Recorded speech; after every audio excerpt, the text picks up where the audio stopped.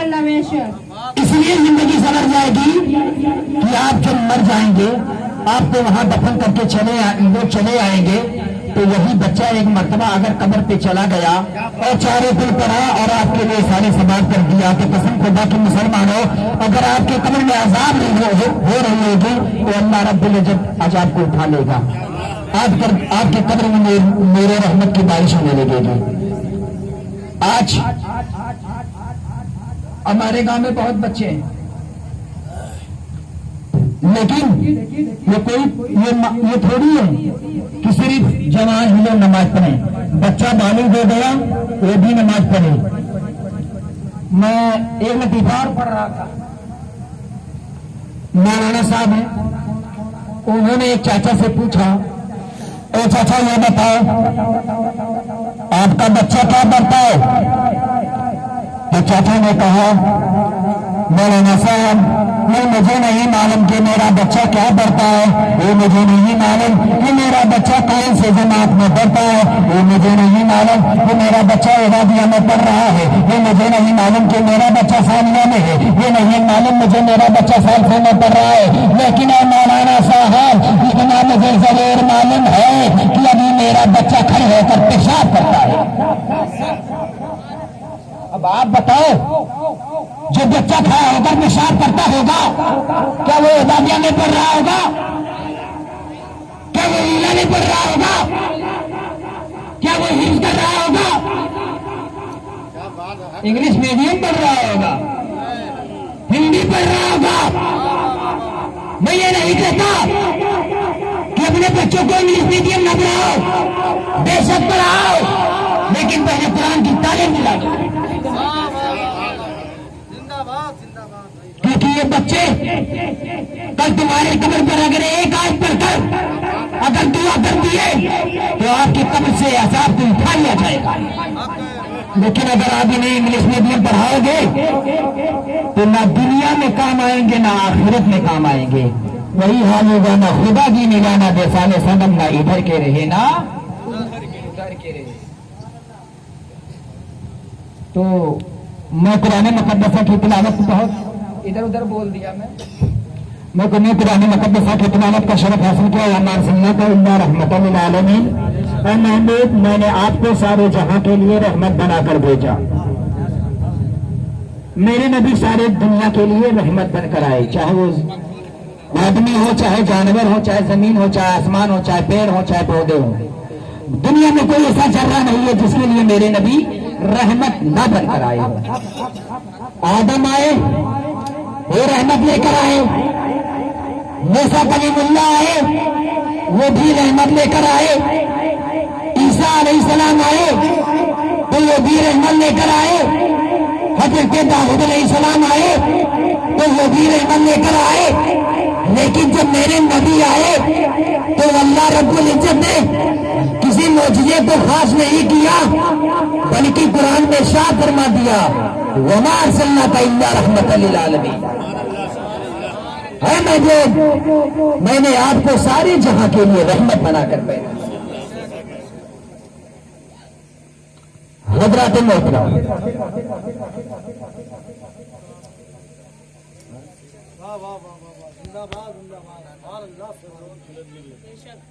अभी सारे जहां के लिए रहमत बनकर तशरीफ लाए। और यहाँ आप और हम किस लिए हाजिर हुए? आज हमारे चाचा बबलू, इनके दौलत खाने पर जश्न ईद मिलादुन नबी का प्रोग्राम रचाया और बसाया गया। और इंशाअल्लाह ताला कल सुबह हजरत इब्राहीम अलैहिस्सलाम की सुन्नत भी अदा होगी। अब आपसे कोई पूछ ले कि खतना कराना किसकी सुन्नत है, तो आप क्या कहोगे? बबलू को नहीं, यहाँ सारे लोगों को जानना है। अगर कोई आपसे पूछ ले कि खतना कराना किसकी सुन्नत है, तो आप क्या कहेंगे? बस वही होगा, मारो घुटना बूढ़े सर, मतलब मारो में हाथ फूट जाए सर।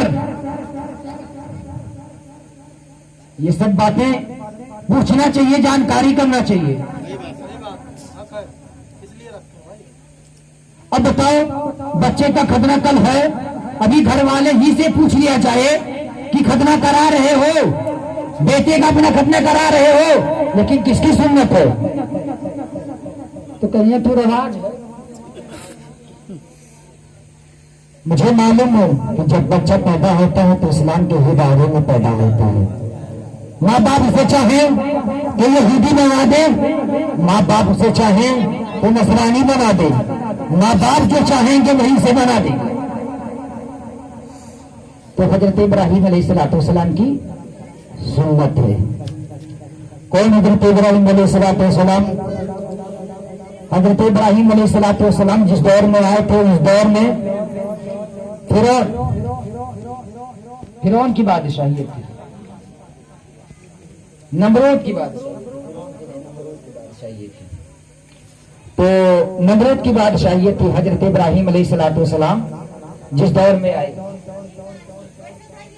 लेकिन हजरत इब्राहिम अलैहिस्सलाम जब इस दुनिया में तशरीफ लाही आए, अपने माँ के कोख ही में थे, तो हजरत मोहतरम बादशाह जो नमरूद था, बादशाह अपने रियाकारों से ये कहता था, मैं आपका खुदा हूँ, तुम लोग सजदा मुझे किया करो, मेरी तस्वीर बयान किया करो, मेरी बड़ाई बयान किया करो। लेकिन जब हजरत इब्राहिम अलैहिस्सलाम अपनी माँ की कोख में जन्म ले रहे हैं, तो एक दिन बादशाह अपनी तख्त पर बैठा हुआ था, उसके बाद रात का कुछ हिस्सा गुजरा तो वो सो गया। तो ख्वाब में क्या देखता है कि आसमान से एक सितारा टूटा, जिसके सामने चांद और सूरज की रोशनी माध्यम बढ़ गई।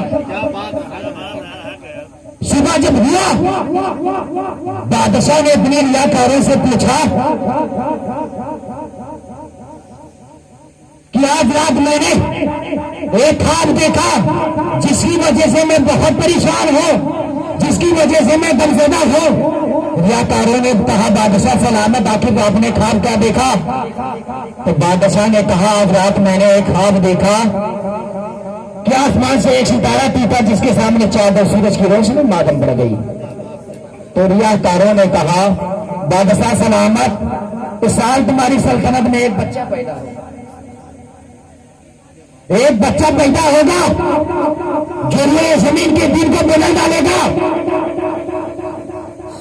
और उसी से तुम्हारे बादशाहियत को जवाब पहुंचेगा, और उसी के हाथों से तुम्हारी हलाकत होगी, तुम्हारी बर्बादी वही लड़का होगा। अच्छा ये बताओ, अगर आपको मालूम ही हो जाए कि फला जगह में जाऊंगा और मैं मर जाऊंगा, तो आप वहां जाएंगे? नहीं जाएंगे। और अगर आप जाएंगे तो आपके साथ बॉडीगार्ड होंगे,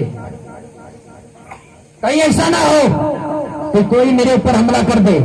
उसी तरीके से बादशाह तो ये सोच रहा था कि लाओ कुछ इंतजाम कर ले ताकि मैं बच जाऊं और मेरी बादशाहियत भी सलामत रहे। लेकिन फानूस बन की जिसकी हिफाजत खुदा करे, अरे वो शम्मा क्या बुझे जिसे रोशन खुदा करे। अब हजरत इब्राहिम अलैहिस्सलाम अपनी माँ की कोख में जन्म ले रहे, शिकमे मादर से शिकमे अतहर में आ चुके। उसके बाद हजरत इब्राहिम अलैहिस्सलाम की वलायत का जब करीब आया, तो हजरत मोहतरम आपकी नाम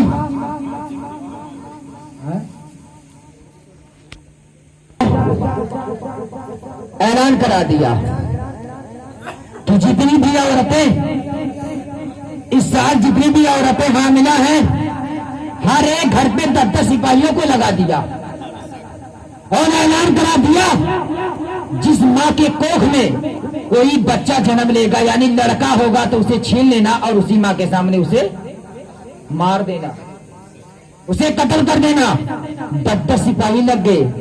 लेकिन वही फानूस बन की जिसकी हिफाजत खुदा करे, वो शम्मा क्या पूछे जिसे रोशन खुदा करे। हजरत इब्राहिम अलैहिस्सलाम की वालदा माजदा वहां से दूर जाती है, जंगल, वहां एक गार है, उसके बाद वहां नीचे उतरती है, वहीं पर हजरत इब्राहिम अलैहिस्सलाम पैदा होते हैं। और आपकी माँ इसी तरीके से छुप छुप कर हजरत इब्राहिम अलैहिस्सलाम को दूध पिलाने के लिए जाती है। हजरत इब्राहिम अलैहिस्सलाम की वालदा माजदा इरशाद फरमाती है, जब भी मैं दूध पिलाने के लिए अपने बच्चे के पास गई तो मैं देखती थी कि हजरत इब्राहिम अलैहिस्सलाम अपने शहादत की उंगली को चूसते थे।